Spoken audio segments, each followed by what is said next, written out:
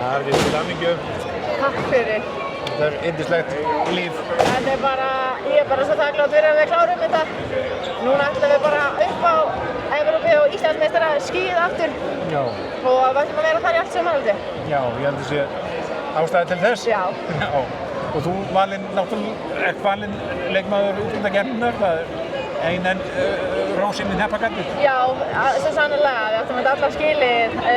Við erum bara frábær hópur og já, í rauninni að fá þetta sem hluti af þessum gæða hópi er bara minnst eiginlega ótrúlegt. Já, þetta er mikið ævintýri sem búið að fara í gegnum veturinn og síðustu vetur bara. Já, við erum búin að leggja ógeðslega mikið á okkur og við erum að uppskera, við erum búin að vera að uppskera, það er bara gæði í þessu liði. Þetta er bara, maður færir rauk fyrir að þetta sé besta íslenska kvennalið sem Ísland hefur átt frá upphafi og ég ætla að geta að fara lengt með það.